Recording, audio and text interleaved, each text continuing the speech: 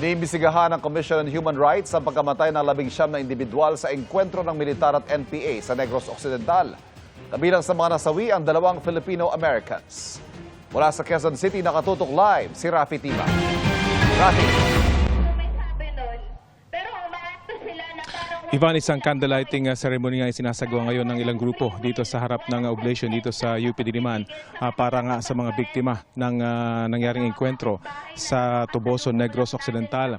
Ayon naman sa AFP ay na-turn over na yung lahat ng 19 na labi ng mga nasawi sa naturang engkwentro. Maririnig sa video ito ang matinding putukan na ayon sa Philippine Army ay engkwentro sa pagitan ng mga tropa ng Philippine Army at elemento ng New People's Army sa Barangay Salamanca, bayan ng Tobosa sa Negros Occidental noong April 19. Ayon sa Philippine Army, isang sundalo ang nasugatan. 19 ang nasawi sa panig ng mga umani rebelde. Kabilang ang kanila umunong leader na si alias Jong na may 1 milyong pisong patong sa ulo. Kabilang sa mga nasawi ang 2 Filipino-American, sina Lyle Prejoles at Kai Dana Rene Sorem. Ayon sa Philippine Army, mismong kaanak daw nila ang nagkumpirma ng kanilang pagkakakilanlan. Sabi ng bagong alyansa Makabayan USA, may dugong Pinoy si Lyle at isa umunong human rights advocate mula sa California sa Amerika. Nasa Negros Island daw siya para personal na saksihan ang hirap na dinaranas ng mga komunidad doon. Sabi ng Philippine Army, may mga ebidensya silang magpapatunay na armado at nakipagbarilan sa mga sundalo ang mga ito. Nahuli natin dun sa checkpoint.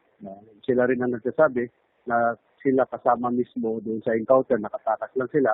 And kasama nila ito, yung mga namatay, kasama nila mismo na nakipagbarilan sa ating mga sundalo. Iniimbestigahan na ng AFP kung bakit may mga dayuhang kasama sa engkwentro.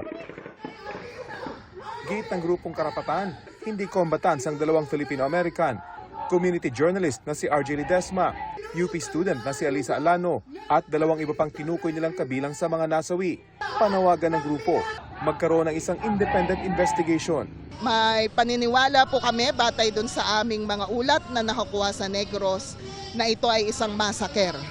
Bukas daw ang AFP sa naturang investigasyon. Dahil very confident and assured na yung ating mga kasunduluhan followed the international humanitarian law, and as well we respected the rights of every Filipino people. So, and we follow the rules of engagement. Bakit kasama ng NPA?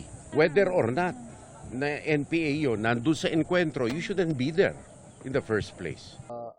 Sabi ni AFP Chief of Staff, General Romeo Browner Jr., pinaigting nila ang kanilang operasyon laban sa NPA. Ang Commission on Human Rights nababahala raw sa nangyari. Gumugulong na raw ang sarili nilang investigasyon. Hustisya at isang patas na investigasyon ang panawagan ngayon ng grupo dito sa UP para sa tinatawag nila ngayong Negros 19. Git ng grupong ito ay hindi mga combatants ang kanilang mga dating kasamahan at tumutulong lang sa kanilang mga magsasaka sa Negros. Yan ang latest mula dito sa UP. Ivan? Maraming salamat, Rafi Tima.